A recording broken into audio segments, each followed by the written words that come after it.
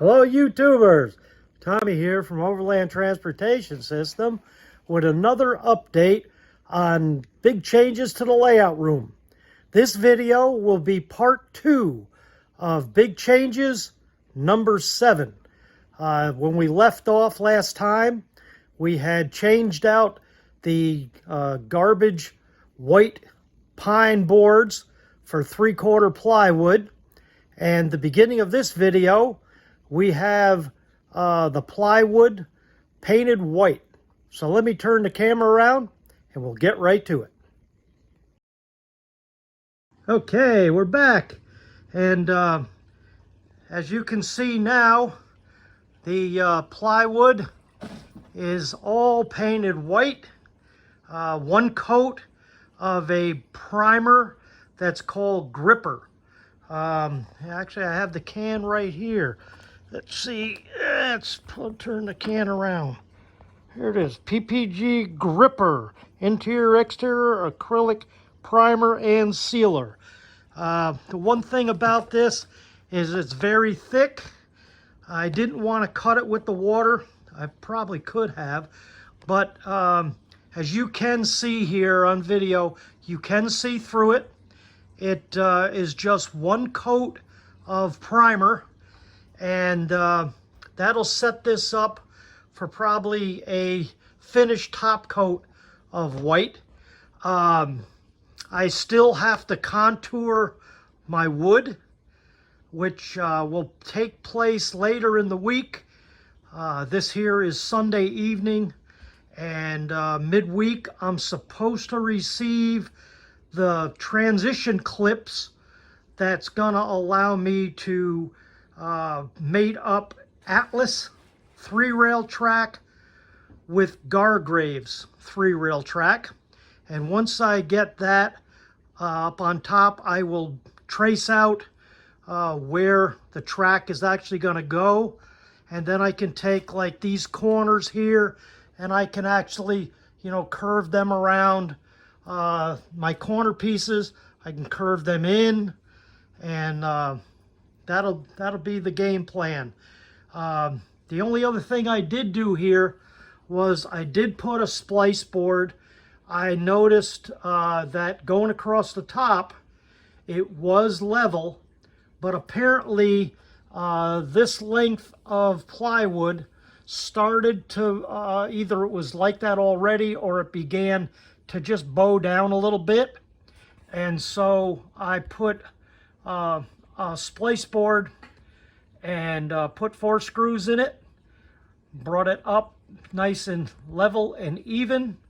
And I may, just for some extra support, I don't really need it, I got a bracket right there, I may put a nice bracket here on the wall. I'm not sure yet. I may also do that splice possibly here. You can see the back part is just twisted a little bit. I may put a splice board there. If I want, I can add one there. We'll see. It wouldn't hurt, but it's looking pretty good. And so when I move on to my next step, we'll do an update. The only other thing I do have to do is where I've added some brackets. You can see they're still nice and shiny. And so I will do the Chris Lyons blah, blah, blah method that I showed in one of my other videos on doing some landscape. And I'll cover those back over. Here's another one's got to be done. And as you can see with those large brackets, once you do that blob method, those brackets really kind of just fade right into the scenery. And so that's one of my next steps. So with that said, I'm going to let this video go, and we'll be back with you when I got some more to show you. Alrighty. Okay, we're back. While I'm waiting on my transition clips, I have some of these new brackets that I need to paint some background landscaping on. So I figure while I'm doing that, I'll make a little short video about it. So there's the one we're going to deal with, and here's what we're going to be using. We got this acrylic paint, we got yellow, medium yellow, and some permanent black. Got a little mixing board, and a fairly stiff brush. So let me put some globs on there, climb the ladder, and I'll try to hold the camera in one hand and do some blobs with the other. Okay, so here we are now. We got a dab of yellow, a little dab of black, and I'm gonna see if I can, there we go. I'm gonna see if I can climb the ladder, not take you on an amusement ride, and go to the work area. Here we go, up the ladder, and see if we can just do a little bit of blobbing on our bracket here. So, take my glasses off so I can see what I'm doing a little better. Take one little dab of black and we'll mix that together, and let's just see what we got. Okay, how we doing here? Yeah, making a little blobby blobs. There you go, just blob it on there. Blob, blob, blob. Chris Lyons up in Canada, he shows this technique, and he does it at seminars. And let's see here. I'm going to do a little more black to make it a little darker on there.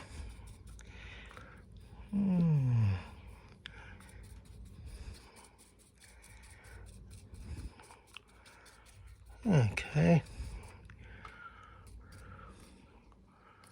You can still see through that pretty good.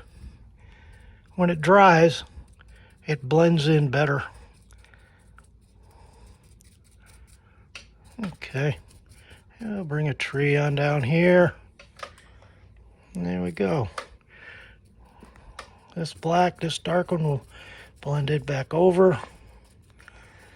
A lot of this you're not going to even see once the train is on here, but okay, so here we go. So I'm going to turn the camera off. I'm going to continue on, and I'll show you the end result when we're done. Now, I do see a little bit of highlight yellow right there, so let me add to that a little bit. There. That looks better. Okay, now I'll shut it off. Okay, here's my next one. I'm just going to show you the bracket now, and I'll come back to it when I've got it blobbed up. Okay, there it is, all blobbed up. It took me, I do see a little bit of shiny in the cup of the bolt hole. I may have to dab a little bit of color in there just to hide that shiny a little bit. But that took me all of maybe 12 seconds to do. Alrighty, I'm going to turn this off, continue on. Okay, there's the next one that I did. Drop back, there's that one, did inside the bolt hole. And right over here is my next one. There's that one done. Try to get, there you go, no more shine on it. And you can see that I still got to get inside those bolt holes. So let me take the brush and do that while we're looking right at it.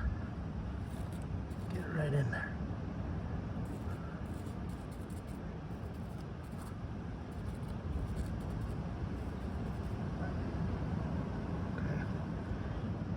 Just be a little bit of actual glare, actually. Just get a little bit of color. Try dabbing some in.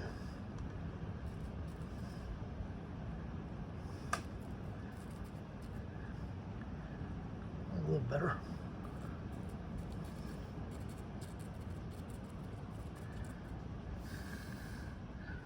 Get a little bit of lighter yellow. Get in there. Change that up a little. Yeah. Dab, dab, dab, blob, blob, blob. Blob, blob, blob. There we go.